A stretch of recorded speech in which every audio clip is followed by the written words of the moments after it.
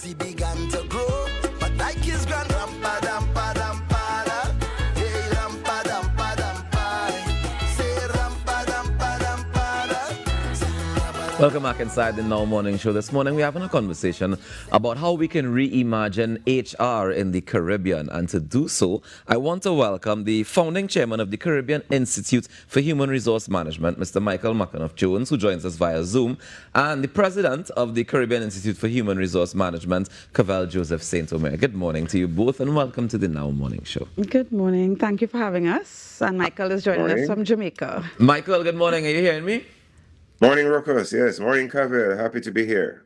Nice. We're happy to have you here. Now, I wanna jump to you first, Mr. Founding Chairman. Tell me a little bit about the Caribbean Institute for Human Resource Management, because I understand this is only 1 year old so far.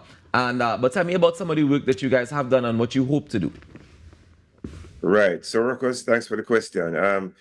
The Caribbean Institute is a year old, but has been many years in gestation. Because for many years, Jamaica, Trinidad, and Barbados, and Cayman and Bermuda were all involved in conversations about establishing something similar to HRMATT and HRMAB, these institutions in Jamaica, Barbados, and Trinidad. And at one time, we thought, why don't we have something called HRMAC? Human Resource Management Association of the Caribbean.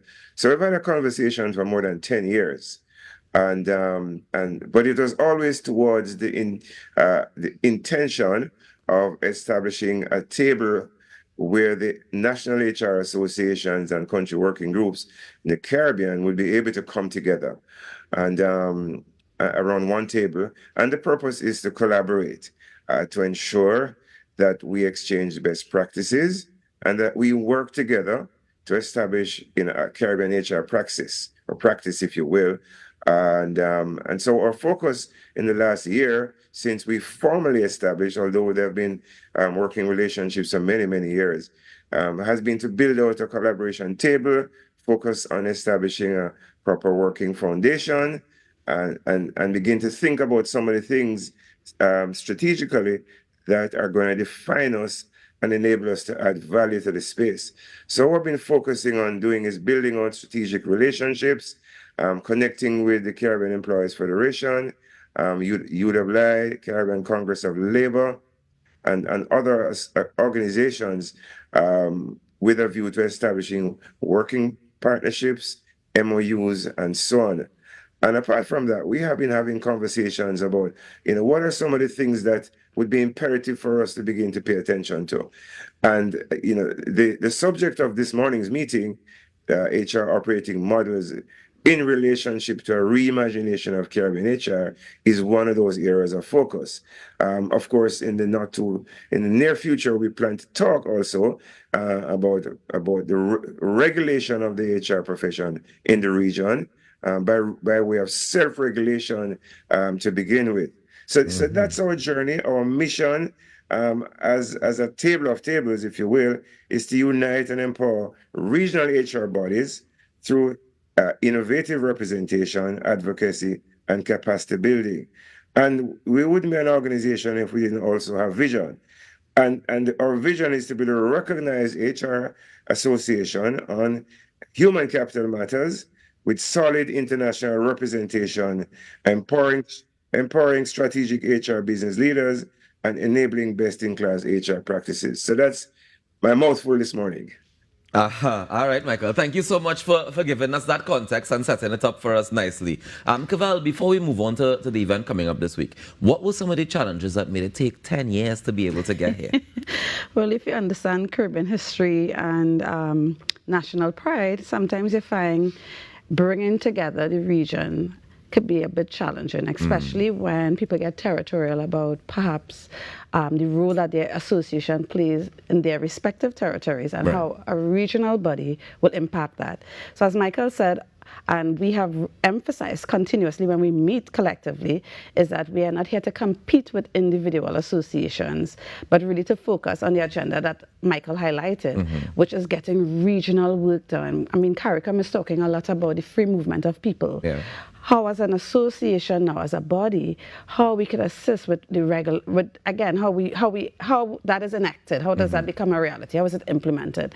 So that's one thing. He spoke about a few regional bodies that we've been communicating with. We had a really good meeting with, for example, CXC, right? And the need for micro-credentials and to establish micro-credentials. So we are looking at the big picture from a regional perspective, and therefore we are not competing with individual associations, and we had to make that abundantly clear. And I think sometimes timing is also right too. Fresh out of COVID, and again, perhaps the right mindset, the right people around the table too, that helps in terms of personalities and all of that. So far, it's been an interesting journey, and we're here today. And is it that is the leaders of the various HR bodies across the Caribbean that come together for this one institute? Or is it that we send a representative from each body? So it's either the leader or a representative, because naturally, I mean, people have their own personal commitments and may therefore ask someone from their respective association to serve. We have full membership, and then we have observers, because there are some territories who are still observing to see how things play out, you know, and then they will join later. So how many members we have now? Well, right now we have about 9 countries involved, and then you have the observers that are, you know, those who just, again, wanted to observe and see what's happening on the sidelines, as we would say. All right. So up next, we have on Wednesday, the 30th of October, we're having this virtual conference. Tell me about it. Well, again, we're reimagining the HR model, and it really came out, or it originated. Michael shared an article from McKinsey and Company, a latest report from them, talking about the new emerging trends in HR. There are 8 innovations that they identified in their report that is impacting how HR functions, and 5 emerging HR models. One that is not necessarily new, the Ulrich model, is not new, it's actually very traditional in terms of HR being a business partner and all of that. But then you have the Agile model now, and we know because of COVID and the quick response time to implement change and to deal with change, and then coming out of that, what's happening with technology now as well too, HR is now required to be a little bit more responsive and agile, and not as slow as traditionally we were deemed to be, right? I would just say we were deemed to be a bit too slow and not responsive to the business issues. So there's that. Then, of course, the experience, and we're hearing a lot more, especially as we consider all the generational differences in the workspace and people re-examining what their priorities are in life. And therefore, we now have to manage the experience you have with your organization. So there's the experience model, how we manage you from the time we advertise a job to the time you exit the organization. That in itself tells a story. Then, of course, machine-led model. Technology is at the forefront. And we're seeing chatbots and automation and a lot happening where HR business processes are concerned. Now, that's a good thing in one regard, because it allows us to focus on the things that matter, which is the people. So if you automate a lot of those operational things, HR could actually be on the ground, engaging the staff, interacting with people, hearing their issues and concerns, and bring the human element back into the function as well. Also be a little bit more strategic and supportive of the business, because that's what we're here to do as well, to support business decisions, strategic directions, things like that. So there is that. And of course, I'm on the 4th, right? The 5th model is lead, and I'm focusing on that at this session. Again, where we focus on empowering the leaders down the line. A lot of people tend to look to HR and not understand that you are an HR manager once you're leading people. So therefore, how we empower our business leaders and those who are responsible for leading departments and functions within the organization to get more involved in the people aspects and not send it up to HR. So these 5 models that you talk about is what we'll be discussing at the conference? Yes. All right. So Michael, you still there with us? Yes, sir. All right. So walk me through some of the people who will be presenting these various models at the conference. Okay. And so we have a Power Packs panel, if you will.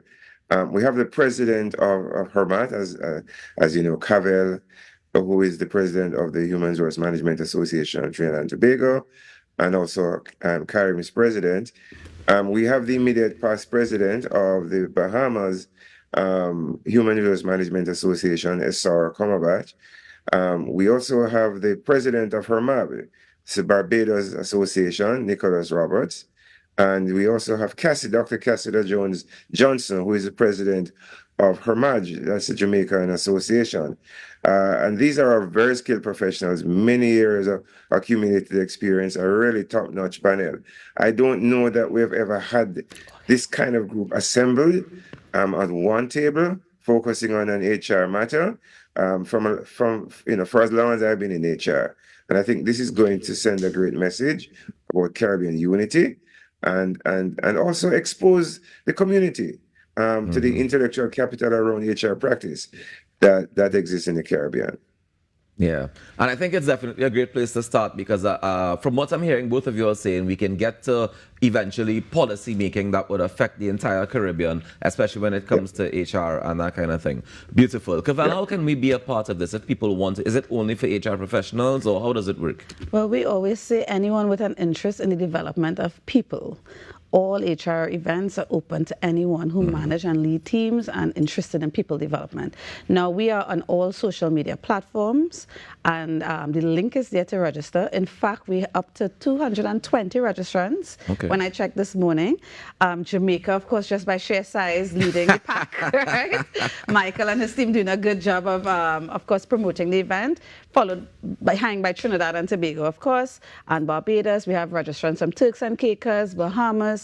So it's really a regional event, and we really want to have that kind of, as Michael has continuously emphasized, a focus on the regional practice. Now, we see a lot of international HR organizations like SHRM and NAMAN, a whole host of others, CIPD. Those are just random letters you're throwing out at this point. Yes, I know the acronyms in HR, right? But it's a Society for Human Resource Management based in the United States. Okay. Right, you have NAMA, which is a representation of the whole North American region, right?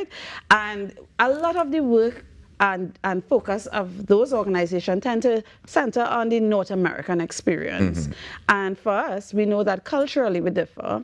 We know legally our system is very different as well, yes. right? As much as people may want to bash the Caribbean and think we are developing, when it comes to the protections that employees have in this part of the world, it is very different, say, to the United States that still don't even have maternity protection. And I could go through a whole list, right? Capitalist society. Yes. Yeah. So therefore, a lot of the research and what they're focused on tends to be North American and their experience and their culture.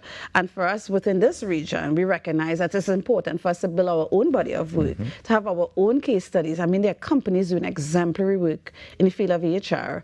And therefore, we want to give our regional practitioners a platform to share their experiences and to document such. So Michael shared a bit about the work that we intend to do via MOUs. We're in talk with UE out of Jamaica right now.